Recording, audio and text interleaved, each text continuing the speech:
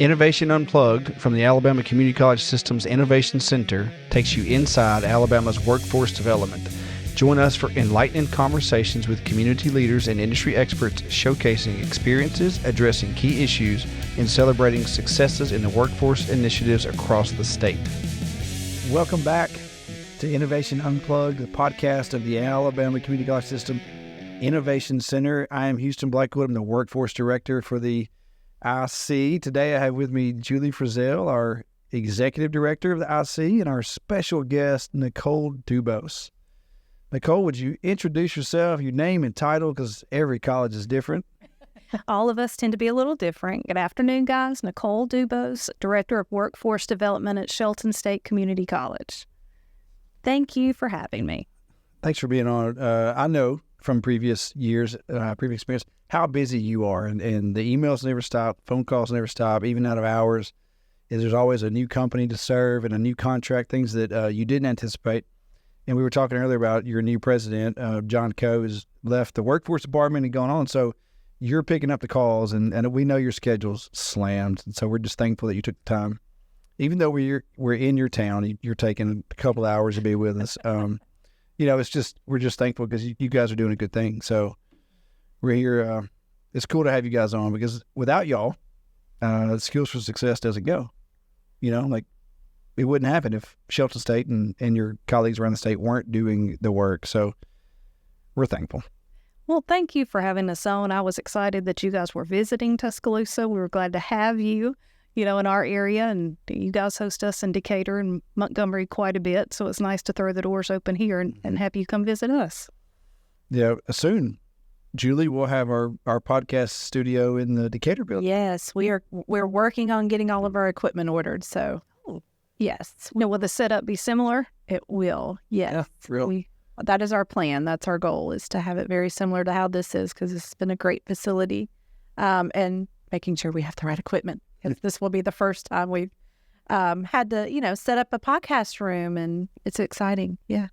We talked to Nick and George earlier about once we get it set up, we will make sure they look at all the equipment and it's right. And then we still want them to do all the editing and producing. And so we'll figure out how to do that. But they're going to give us a dummy list, a podcast for dummies set up. Well, I was thinking you could take list. Yeah, the dummy list you gave us for Skills for Success. Hey, go find those things for this project. So that's a great segue. That's a great lead in. So we started, heavy equipment started last November. Now was it September of 22? Yeah. Before that was food and beverage, and then so what was it like the first time? Let's go back because this is still kind of new. What was it like the first time you heard about the Innovation Center or Skills for Success? What was your first feeling in one word? Library. Oh, that's a good one. Thank you. Nobody said that. Yeah. Is that different? I pictured mentally a library where colleges can go and lift off of those shelves the training that we needed. You've built it. Perfect. Checked it out. All right, we're done. Wrap it up. Great. Let's go. That is something that some of us have talked about for years, that we needed some type of curriculum exchange program. Again, interlibrary loan, if you would. And this is what Skills for Success is, if you think about it that way. Yeah, that's not the first word I thought of. But what was yours, Houston? Yeah, it's not approved for appropriate transmission on these airwaves. But because Leah sent me this flyer, she was like, "Hey, what do you know about this?" I'm like, well, "I don't know." And so I said words to her over the phone, but we just had no information. We talked about this on earlier episodes. We didn't know what it was, and that's how it goes. No fault to anybody. But then once we started digging, I saw it as kind of a similar thing, and I thought, well, that's really cool. I'm going to run it. Yeah, I'm going to run it, and Calhoun's going to be great. So worked out. Now, that's good. That's a really good first word. But then let's go to the first time you got ready to run a lab, and we said, oh, here's all the stuff to do it that you need to find to go do it. So what was that feeling like when you started there? I mean, maybe a little shocking, maybe a little of overwhelmed sentiment. And again, it's if you break it down, it's fine. It's exactly what we do on a daily basis. We tackle projects, we find instructors, we find the materials list, the equipment list, but this was a little bit different because of the origin of it. Mm-hmm. This is now coming from ACCS down to us and saying, here is a gift, go run with it. That's a different process than we were used to. Yeah. That is interesting. A gift, but like, they gave it to me. How good is it? Yeah. Is this going to work? Make it work. How do we make this work? Right. Make it work. Yeah. Make the numbers run. Do it the right way, because this is also, too, the first time or one of the first times where colleges, when you're talking non-credit training, it differs from college to college. That's how you started this talk today. Every college is different. And that's a good thing sometimes. That's a strength. Yeah. We have strengths, weaknesses there at Shelton. Gadsden's different. Calhoun is different. Every college is different. But this is the one where this is the same exact product from college to college. It's not a competition, but it is. But it is. He took us there. Well, but that's why when we're trying to eventually have everybody on, but early on that we wanted to set the tone. Like, it is a gift. It is, we want y'all to be successful, but we want to see you work it around each other, and we want to see Gadsden State compete with Shelton and Jeff State with Shelton, to see, because iron sharpens iron, right? And when you see a media post that Joe Johnson did something, well, okay. By golly, I need to do it, and I need to double it now. It's healthy competition. It is, but it's helping our state. That's the main thing. Oh, that's absolutely. But it also helps, because sometimes I'll look at something and think, that's not right. Houston didn't write this correctly. But then I'll see the post where, Leah just did it, and she did it well, and she had 20 participants. But that lets me pick the phone up to Leah and say, okay, how did you make that work? Well, that's so important. Yeah. Communication between, I think it's definitely increase the communication amongst your workforce workers here at the college, seriously at the college. That's level. great to hear. Whereas, again, 5 years ago, we didn't have that level of communication. Now we know, we can tell our teams, look, this might be a tough project, but guess what? Gadsden's doing it. Calhoun's doing it. Jeff State's doing it. Sneed State's doing it. If all of these colleges are able to make that transition, and I think back when we transitioned to our CDL program, we didn't pilot it, but we were one of the earliest. We went. Yeah. But it was so nice to say, hey, guys, this is a challenge, and these other colleges have already done it. Yeah. It can be done. For sure. What do you think about that competition side of it, Julie? And Julie is she is the lioness that, protects us and makes sure that we have everything we need. I try. Thank you, Julie. She goes hunting for us and brings us back everything we need. But she's also a peacemaker. Her nature is very gentle. And I say that, you're just a kind soul that wants everybody to be happy. But at the end of the day, you're responsible. You're the chief of making sure it all works right. So what does that say to you to hear that, hey, it is a gift? We do pick up the phone and talk to each other, but also I want to beat them badly. What does all that mean to you? It's very heartwarming. No, it really is, though, because it's just validation that what we're doing and the work that our team puts into it and the work that's being done across the state to make this possible has been worthwhile. And I say that because we all work better and we all succeed when it's a team and not one. And I think that's the best thing that we can say is this has actually improved communication. It's improved the access of training. It's improved the number of times we can say yes to a business now across the state and have something to deliver and deliver quickly, because sometimes you don't know if you have curriculum or if you can find instructors. And I think it's set out to do what we anticipated. Yeah. But I think the volume and the pace that we're going now, I don't think any of us ever imagined. And that's what's heartwarming. I mean, it is, because we know it's helping you and your community with the connection that you have with your companies, which helps the workforce, which helps the economic, vitality of the community and thus the state. So it's just validation for us that the hard work that our team puts into this every day pays off. And a little healthy competition is okay. I mean, that's how the world goes, I mean, we're all competing, but it's good fun competition as well. And it's also to say, hey, not every school has a need for every course that we offer, right? It depends on what those needs are in their area.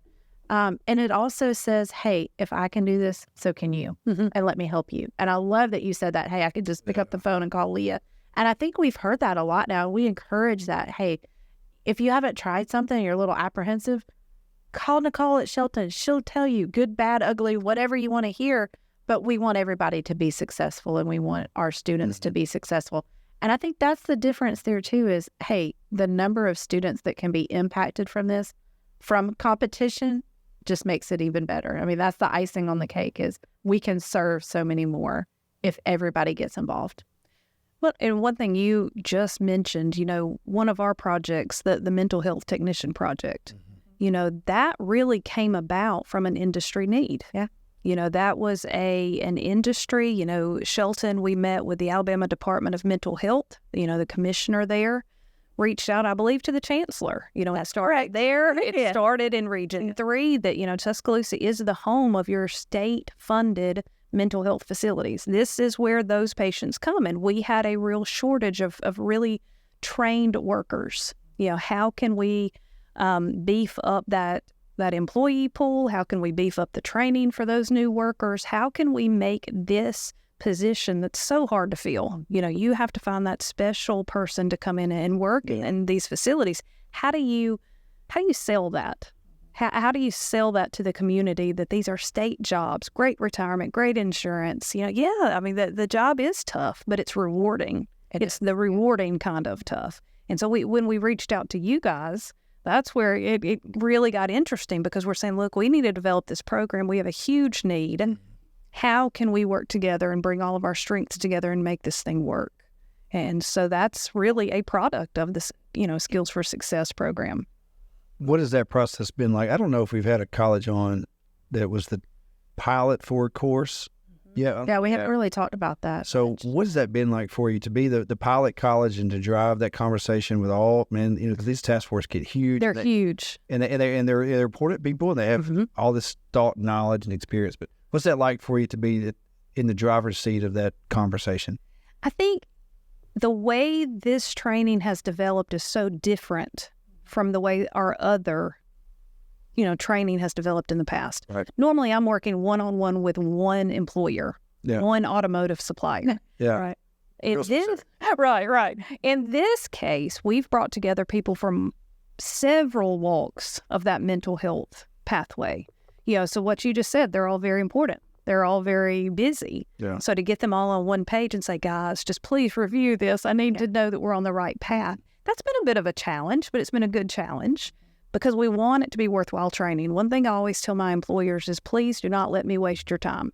Gosh, yes. That's great. Okay. Yeah. The training that we develop, if we develop that training and it is not what you needed it to be, everybody's time was wasted. This is, and it reflects poorly on the college as well. So that's my always interjection there is, tell me what you want. If I'm giving you something and it's not what you need, stop me. Right. And let's regroup.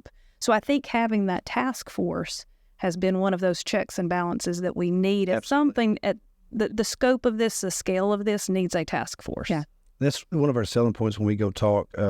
Last August, I went down to it was the County Commission Association of Alabama. Is it Perdido Beach? It's a horrible place to go give a speech. Yeah, that must have been awful for you. It was hot that day, and I didn't have time for the beach. But anyway, I was in front of all these people. You had to look at the beach out the window. Yeah, really, that's all I got.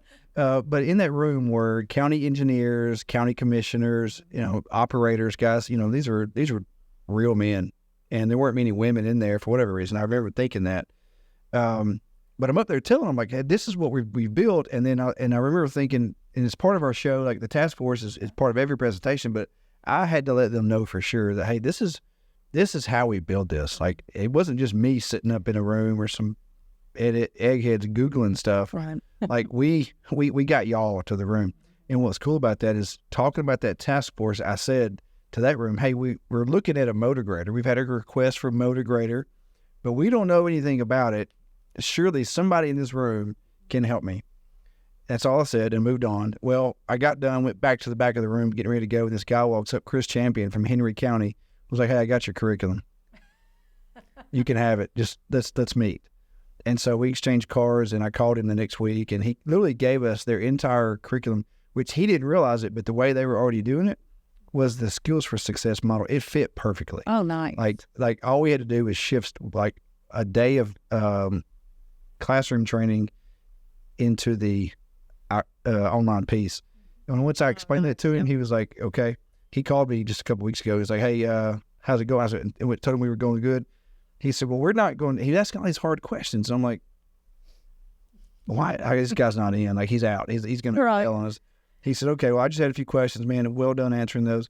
We're going to wait and see what y'all produce before we do one of ours again. I was like, okay, dude. You know, it was not a good time for me to be having that conversation. I had some other stuff going on, but I was like, oh, this is a godsend. So, so to hear you say that too, like that really is really helpful. Let me ask you this. This is some insider information. Who's your go-to? Who's your battle buddy among the workforce departments? Who do you always call first? Oh, I thought you were going to ask me my enemy. Oh, like, who am I? This is the second question. Okay. Who's your strongest competition? Oh, that's where I thought we were headed. I was like, thought you were. They don't even know they're my competition. I can't reveal it. Okay. My go-to, I have two that I like to reach out and see. Three. Hey, how are you guys making this work? Yeah. We're struggling. All right. Joy Jones Lawson. Yeah. Leah Bigby. Yeah. Jeff State. And then Teresa Walker Yeah. at Sneed State. Those are my three. Those are two, you know, I think Lawson and I are similar in enrollment. So we're about the same size. Jeff State's larger enrollment. Okay. I want to know how the bigger college is doing it. And then I want to know Sneed State's a little bit smaller than Shelton. Yeah. So I want all three perspectives. And that's really, You know, because, and again, it's that challenge of sometimes it's better being bigger. You know, hey, I've got more staff. I've got more everything. Sometimes that's harder, right? Yeah. Okay. But again, if your smaller colleges are really able to take whatever it is and they're making something work and it's successful and it's working, okay, I need to learn that. I need to know how they're making this work. In different parts of the state. Yeah. All across the state. Yeah. I want that look at it. That's where I go to. because those are, you know, Sneed is certainly very rural, even though they're pretty close to Huntsville, and Lawson is urban. You know, Jeff State's both, and you're urban-ish. We're a little like a foot in both sides. That's right. I mean, we've got we're just a little bit of both. And again, several of the programs that Teresa and Sneed State run really don't apply to Tuscaloosa, and that's all right. But it lets me know what are they doing. You know, they tend to be. She tends to look a lot, you know, for new programs, new trainings. She's always kind of on that look. She does a really good job of that. That's a good outlook. But the most important question is, who do you like to beat? I'm not. She's not going there. I'm not Good try. They don't even know they're my enemy. Not my enemy, but my competition. They don't even know it. Mine was always Leah, Joe, and I like them both. I call them all the time, but just and Joe is just we're both dudes, and you know, it doesn't matter if we're drawing in crayons on the door. You know, I want to beat him. You want to beat him. But Calhoun and Jeff State were always, and they were the closest big colleges to us, and so that's good. That's good stuff. What about, I've always had this question. So we work for the system office, and I used to have your role, and we'd get these grants, and we'd get these initiatives from the system office, and I was like, okay, we're going to go do this. And kind of like in K-12 when the superintendent or the principal was like, we're going to, whatever. Okay, fine. So what is the follow-up of our team, of the labs and all that? We're kind of in y'all's grits a little bit more so than I think other system office initiatives. What's that like? And do you see it that way? I feel like it's like that, but do you see it being that we're more involved in? Are you asking if you're in my business? I know I'm in y'all's business. I mean, because the answer is yes. Yes, okay. But in a What's that good like? way. Okay, let me say this. Sometimes And like, before you answer that question, you don't like, we have thick skin and ears. So if there's feedback, let's put it out there. Let me say, I would never put it with cameras and 3 microphones in front of me. Okay, Well, you could have. I'm not that person. Initiatives sometimes in our line of work, and you not in your current line, but in your past line of work, you know, sometimes the word initiative makes us. Absolutely. It's not a positive, great feeling sometimes, because it does feel like every 6 months we've got a new initiative. Comes and goes. It comes and goes. This is one of the first initiatives where there has been support. There's been financial support. There's been personnel support. There's been, you know, this is a how-to. That's refreshing. This is not this is just an extra initiative we expect you to take on and put on your things to do. You know, it's you are in my business. I need you in my business because sometimes I'm picking up the phone and saying, Julie, Yeah. on a bus. This video, you know, right. I'm calling her on her vacation and I feel terrible. No, I love it. I love it. What were you looking at? And she's like, I see the Empire State Building. I'm like, oh, well, I'm talking about an MOU right now. Yeah. So, feel kind of bad about that one. But Skills for Success is an initiative that came down that actually, again, supported the colleges in reaching those goals. They're your goals, they're our goals. You know, they're not just given to the college and said, good luck. For sure. You know. It's good to hear that. And I know that's true because you're not a, misleading or devious person. But it's good to hear that. And we want it to feel that way. Yeah. You know, sometimes it's, things just don't go right and you have to correct things. And it's like, you want to be everybody's buddy, but you can't. But you can't. And that's hard. And I think that's, again, what my team and I really work towards. We're not devious. We're not trying to, beat the system. Yeah. It's competition. Yeah. We want the numbers. We want to change lives. We want to bring our students where they want to be. Yeah. You know, everybody that walks in the door is there for a reason. Yeah. You know, sometimes they're lost and they stumbled in, but we're going to take them. I think that's what's important because we have the same common goal. Mm-hmm. I mean, and I think that's what really makes this work with other colleges as well. We see that student is the most important person. And if you're serving the student, then you're Exactly. serving the employer. Right. You know, and for a workforce department, those two things those are the boxes you have to check. Changing students, changing employers. And if you're linking the two of them together, we were just the happy middleman, happy to do that. Right. And then we get out of the way. All right. A few crazy numbers for you, Nicole. I'm a terrible podcast person because I don't have your specific things, but we've served over 8,000, right around 8,000 people since January of 2022. So that's 23 months. So 23 months over 8,000. Just this fall, we went from I think 3 high schools we'd worked with around the state. Now we're over 55 Nice. in the state and more all the time. We've had this fall alone, in campus, we had 285 sections. So, every course you have is a different section. And then even inside your shells are different sections. And then just high school courses alone, we had over 200. Right at 200. So that's open enrollment, that's company-based, and that's high school students. What does that say to your reach for the Shelton footprint to be able to reach the community wherever they are and whoever they are? I think that it's challenged us to think beyond who we thought our customers were. That's good. Okay? Because in workforce, I'm going to be honest, I've been in workforce for a while. All right? My coworkers have been in workforce for a while, but workforce has changed so much. 5 years ago, we look drastically different than we did 5 years ago. Yeah. Y'all would really think about it. For sure. 10 years ago, we are a different, monster now. We're a different beast than what we were. So, the good thing about workforce is we're flexible. We move fast. We can. We're not locked You're down. not bound by things. We're not bound. You're right. Exactly. So we're flexible. We can deal with specialized training.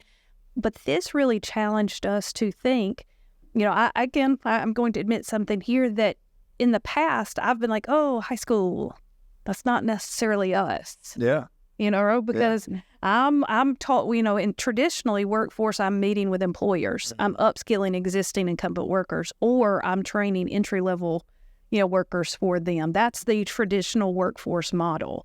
So as you guys have challenged us, no, you need to go visit that local high school. I'm thinking, we've got to go see the babies. Don't worry.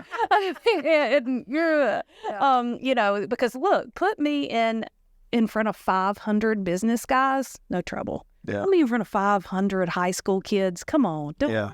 Yeah, it's tough. It's a tough sell. Work with like that was 16. I wasn't a teacher. Exactly. They're 16. They're 17. Those are the meanest people in the world. That's true.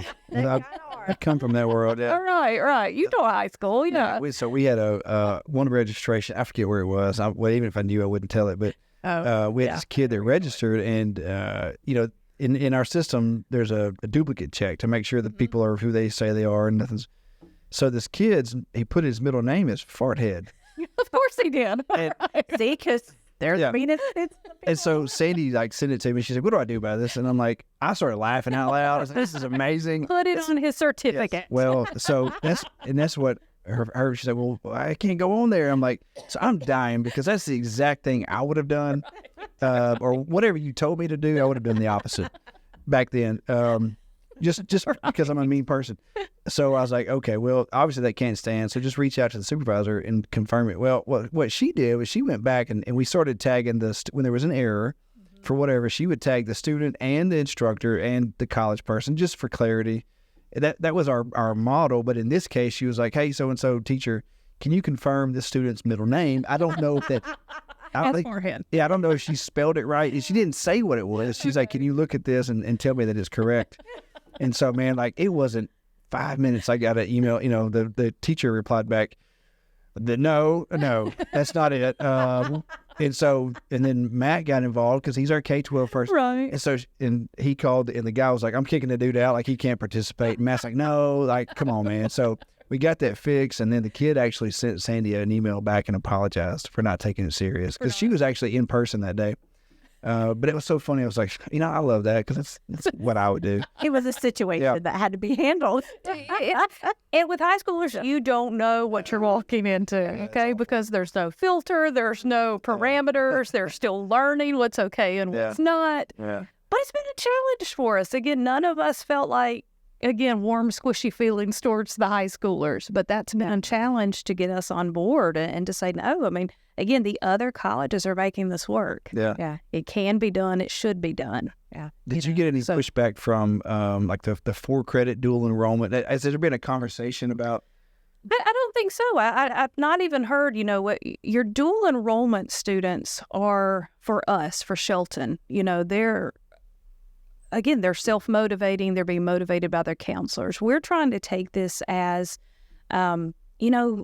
these are students that this training is going to count for that CRI. Yeah. Find us the students right now who really don't have that path well defined yet. Yeah. At least give us those students and you can earn that CRI from the student.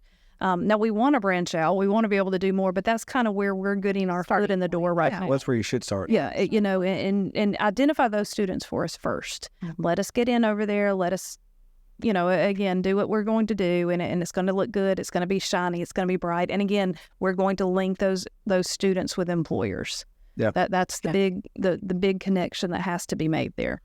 That's right. How that's a great segue too. Like we've gone on and we trained a bunch of people, but sometimes we don't have the industry at the labs, and whose job is it? So because we don't want to overreach. We talk about all the time like this is your baby, like we're here to support, and we don't want to overreach, but sometimes like we have to because we see it not happening routinely. So how has that been when you advertise to companies for whichever course it is? What has been that feedback from those folks, and has it been difficult to get them there? Right now, I'll tell you the easiest part of the project for us has been a heavy equipment operator. Yeah. Now we have a long-standing partner, Icarus Construction, for us in Tuscaloosa. He has partnered with us on projects in the past. So when we when this started developing, we told him, look, this is going to be a game changer for you guys, because he really wanted us to create our own there at the college. And I said, hold on. If you can hold on, it's and y'all coming. had something right before you guys started. Yeah. So he's actually in this partnership, he's sending us the machinery. We're not renting. Oh, man. He's using his connections, right? And so once a month he gets his, the Thompson tractor brings it over. They drop it off for us. Then off they go. And he's handling that from his side of it. Right. He's also hiring those students as well, which is win-win. I'll get the numbers for you, but he's hiring them. He's hiring them. That's all I need to hear. Yeah. So it's again, and it's a tangible way he can see to give back to the college. He was looking for ways to. He's given donations in the past. Of course, we want donations, but this was such a tangible, real way for him to see. Yeah. This is where my money's. There's an ROI there. Yes. And that's what a business wants to see. What's the return I get for this investment? And that is I get trained, not only employees, but I get trained employees out of that. Yeah. that he's hiring from, right? So it's a win for everybody. Again, we're helping the students. That's always number one. And in helping the students, we're helping local employers. Absolutely. Yeah. That's really cool. We had some time today, and I knew there was a dozer lab on our calendar, so we went by there and we pulled up, and Ken and Sherman were out there. Yeah. I mean, and they're like your they're older gentlemen, but when you talk to them, it's like talking to your grandpa. It's like talking to Earl French from our manufactured housing. Right. It's like I just want to sit talk to this guy. Yeah. And they're so warm, and they still have they're so wise. I just love to hear them talk. Yes. Yeah. You could, especially Earl. And Earl has like a voiceover voice. He's just and he's got this huge. Anyway, I'm getting weird. But Ken and Sherman are like, they're just like, there's a light in their eyes about this. So it's really cool. So we watched them for a few minutes, and what was cool is you had 3 dozers going, and they were basically, there's a big mound of dirt, and they were cutting a path through it. So basically building a road. And it was really cool to watch them, and they finally saw us, and we talked to them for a little bit, and they were just so excited, and so I wonder I know you didn't make them that way, but like, what is it like to have that just quality instructor who's so passionate about what they're doing? How does that impact your program? That makes the program, that makes the whole project, just sail in a good way. I mean, again, you've been in the role that I'm in now. Finding the right instructors is the most difficult part of the project, but when it fits, then it's the easiest. You just walk away. You walk away, your work is done. They don't even need me anymore, And I'll tell you, with Sherman and Ken, my feelings are hurt because they brought to us that, hey, Leah and Jeff State has already run an excavator course. Sorry. Why isn't Shelton running the excavator course? I'm like, what? Tell me more. No. And they said Shelton needs to do this. And I'm like, they're ambassadors for Skills for Success now. They are. All right, before I am. They know. They know information I don't know. Well, so in all transparency, Jeff State was the pilot for the excavator. So they weren't the first, but it was there. That get out. Same thing happened with food and beverage, and actually the same thing happened with fiber. Yeah. It's just a hot. But what happens is you have the instructor, you have the students, and so it just kind of goes. When it works, it works. It works. And then they were telling us, why isn't Shelton doing this? I'm like, I don't even know what you're talking about. I don't even know. I told them, I was like, hey, it wasn't made available really, I said, I know that Shelton's already requested for the spring. We did. So I said, you'll have that opportunity. So what you need to do is, so you guys need to plan to have in the month, you need to have a couple skid steers, a couple dozers, and marrying the roller to the dozer course. Okay. So like on second day of dozer, you bring in some rollers, and so now you get experience doing both. And you can do it with skid steer. You can do it with excavator, but it's not the same because the dozers and skids can really mess up some dirt, and lay it out rough, and then let the rollers do. But I said, you guys could have these 8 labs in a month. Right. If you had enrollment. And I know that your equipment situation is a little different, so you could probably run some lower numbers and make it happen. But they were like, oh man, yeah. And that they were excited about the roller because they had a chance with that. And that's a 1-day lab. It pays the same, but it's pretty cool. But they were just so excited, and it was just fun to watch them because we watched them for probably 10 minutes. Right. And they didn't know we were there. Good guys, when you find the right instructor, again, you can walk away from it. Yeah. And they're advocates for your program. And no matter where they're going, they're telling that story. I love that. Yeah. Hansful's instructors are Army National Guard. And that's what they did when they were active duty. They were like, I'm going to butcher it, but that was their job. And then now they're in the Guard, so they still do it.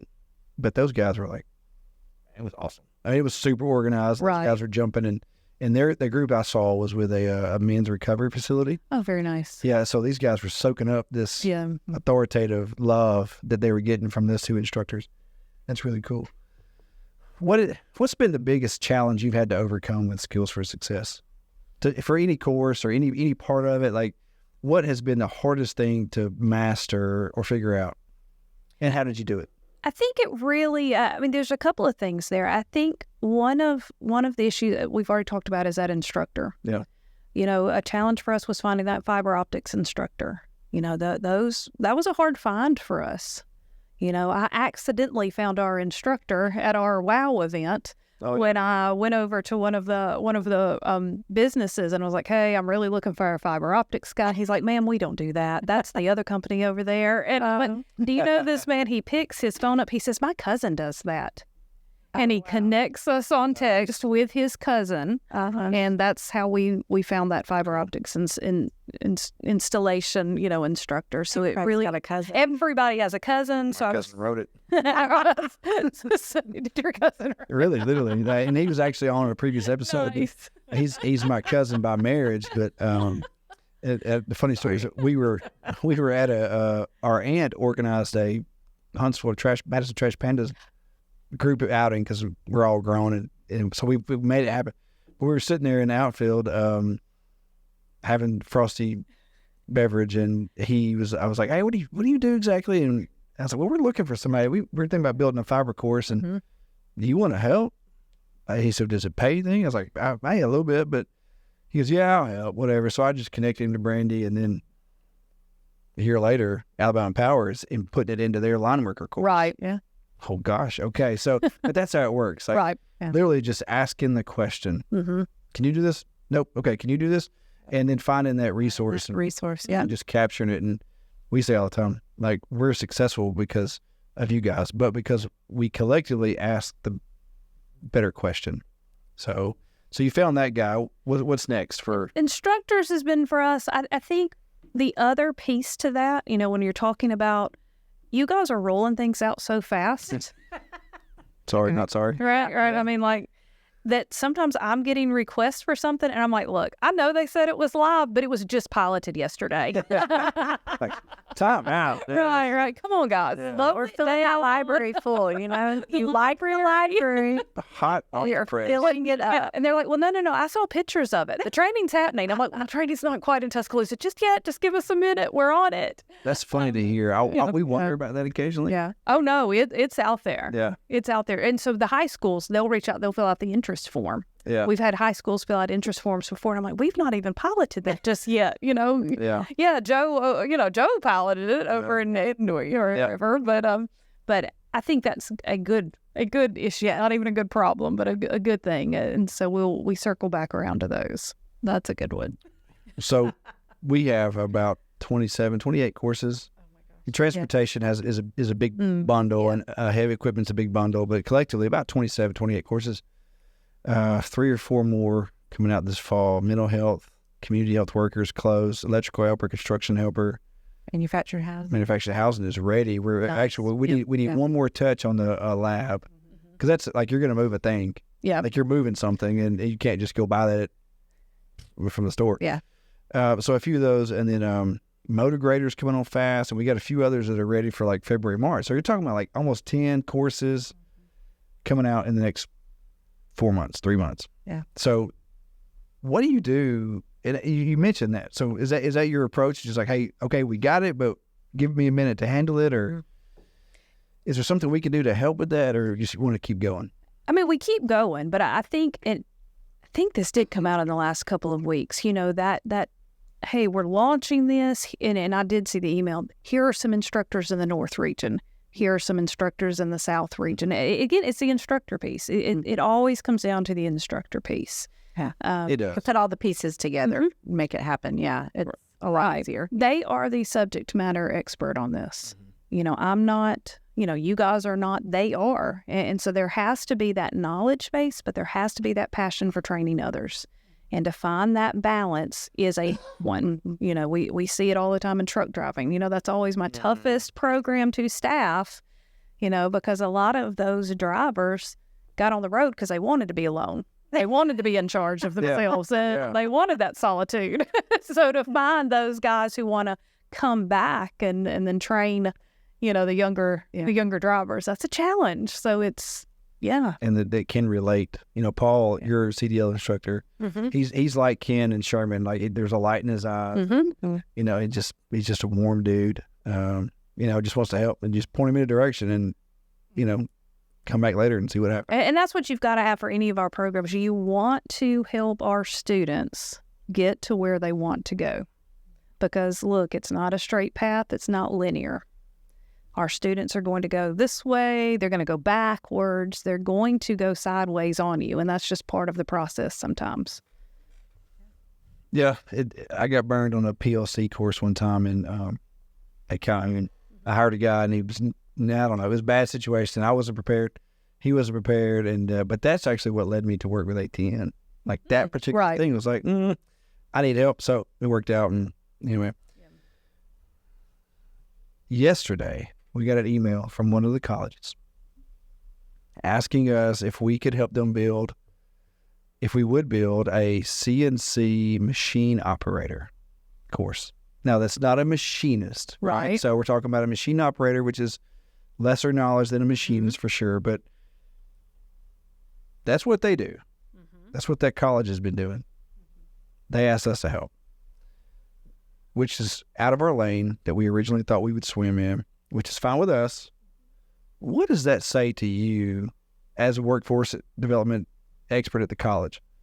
What does that say to you when the colleges start reaching out to us to help them build a course that they already do? I think that does it make you valid? Does it make you kind of recognizes your worth and your existence and what you guys are doing? All right. I mean, I don't think we need to go there. That's kind of, in a way spiritual, but I'm just saying it's, it makes you realize you are doing what the state needs. I brought a project to you guys a couple of months ago. We're still tackling it, but logging, that's a huge need in our area of Alabama. Yeah. And it's something that I know we can do, but to partner with you guys substantiates it, makes it statewide instead of just Shelton and West Alabama.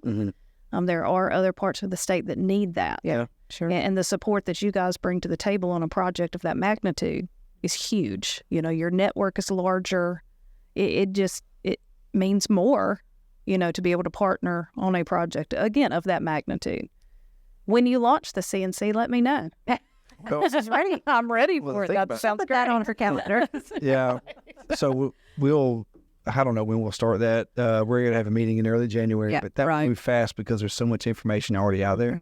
Yeah. But what was when you got that email, because we were tagged on it together, what was your thought? To Nicole's point about the validation of what we do, what was your thought about that? Yeah, I think initially, how can I say this? Initially, we intended on being able to do what's not being done at the colleges, or what colleges are not able to find the resources and the curriculum that may already be existing. And for us, I think maybe this was the second time in 2 weeks that we've had a business or a college say, hey, this is being done, but we want it done a little different. And we see what you produce. We understand the process. We understand the tools and the resources.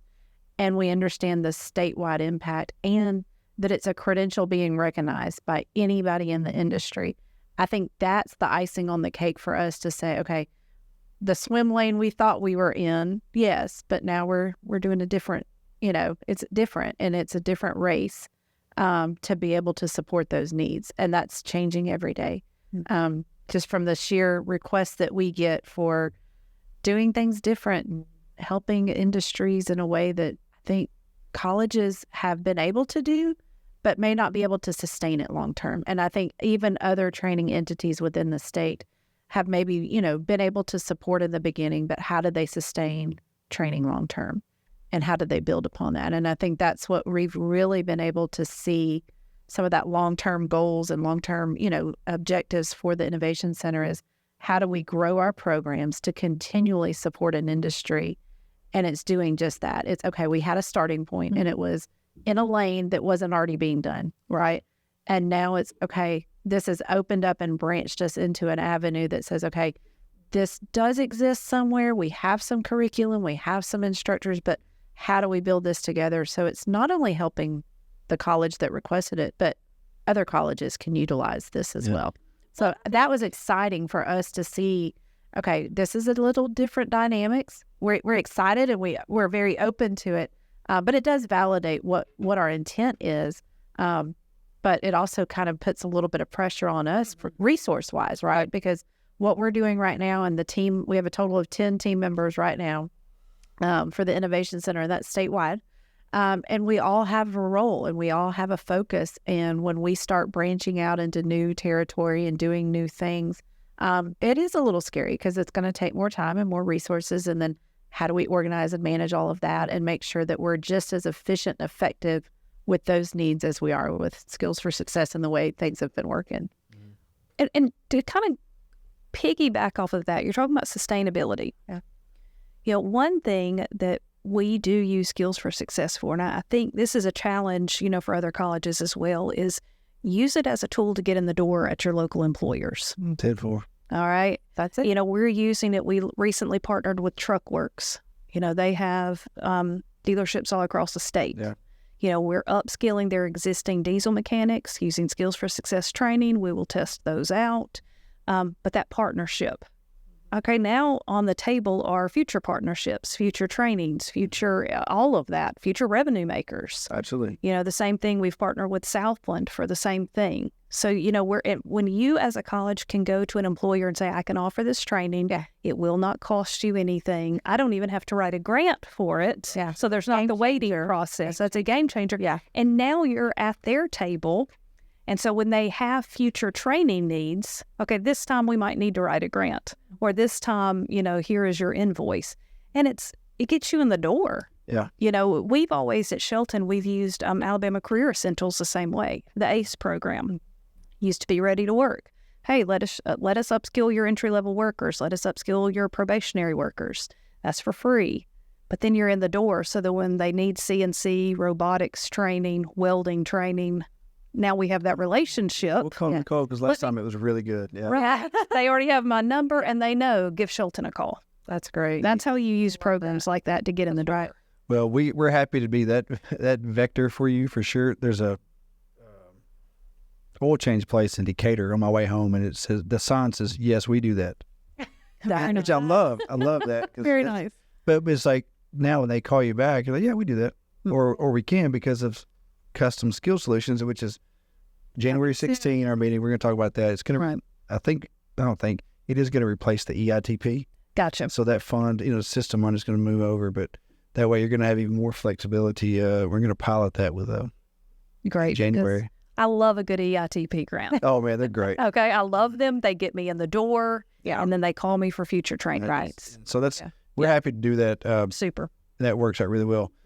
We're not done yet, but what else is going on at Shelton in Shelton Workforce? Like, what are you working on that's maybe it's not Skills for Success, but that's new or consistent, or what do you want all of our moms to hear about when they listen to this podcast? All of my moms. Let's see. They're watching Houston. Right. I like that one. Let's see. Again, right now we are focused on Skills for Success, to be honest. You know, in that healthy competition, I am working to increase our numbers. We are still, though, doing a substantial amount of healthcare training in our area. You know, those are not falling under Skills for Success. I've heard talk of you guys are looking at that. We've partnered with the local hospital, DCH. You know, we meet with them regularly to fill that CNA, that PCT need, medication aid. You know, that's always one for us. We've partnered with one of our rural hospitals over in Bibb County, Bibb Medical Center. You know, and that's been a big partnership for us. You know, being able to go, again, that's about 30, 40 minutes away from the campus. But Bibb has thrown open their doors, and they have said, you know, use our facility. So we've set up a lot of mobile training areas in their site, and then they're so good about the outreach in that community. They're so community focused. Yeah, they're very community centered, you know, and they want those students to come in, you know, live here, work here, train here. Yeah. You don't even have to drive, you know, the 30 minutes to Shelton.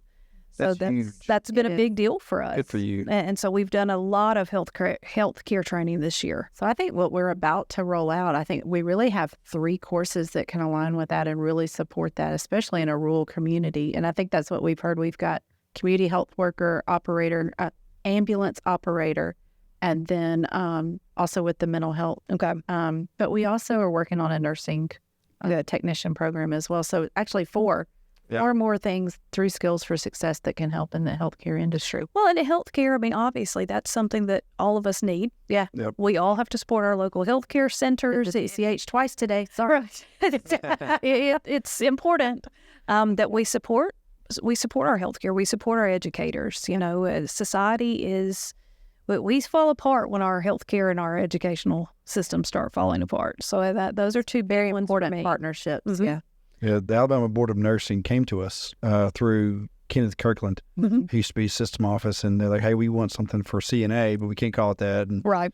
so great. And so we're working through that. But that would be four big things, and I'm sure something else would come along. But so when those things happen for you, and we take a course that's traditionally been whatever around, and now we're kind of consolidating them into a Skills for Success course, do you have to sell that differently, or you just keep saying, hey, this is our course, and people don't notice the name change, or what's that like? No, Has it happened? It would be a different sale. It really would be a different sale, because when we first started talking about our mental health technician program, we were working on this before Yeah, we partnered with you guys on it. it's true. So initially that was more face-to-face meetings, more face-to-face. And so then we kind of pivoted and said, look, we've partnered with Innovation Center.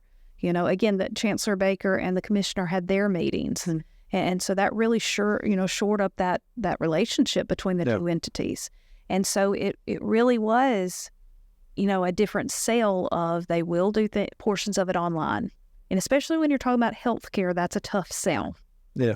That's always a tough one. So there was that reassurance of, no worries, they will still come in, do face-to-face labs. Here's the competencies that will be covered during that time period. And so we really did need that reassurance for the mental health facilities. And I think that stems to being able to be more innovative in the way that we offer training. And I think that's what industry is really seeing now. And I think, honestly, when we started with our trainings in the hospitality and construction industries, I think those were two areas that were open to, okay, we need bodies and we need trained personnel. And now we're going into other industries who have not traditionally had online training be a focus, or it's always been face-to-face. But I think in today's economy and with today's, number of job openings in every industry, it's very competitive. And I think the other thing is how rapid we can train. And I think those are two things that have really been in focus, and our task force have asked things like that. And we've had some really deep conversations with our task force.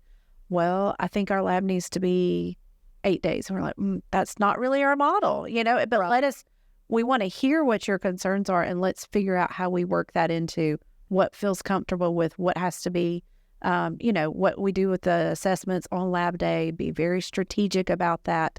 Anything that can be in the online course, we move and adjust, and that's why we pilot it. And that's what we always say, right? That's why we pilot it, because if we need to tweak something or change it, we have the option to do so before it goes statewide.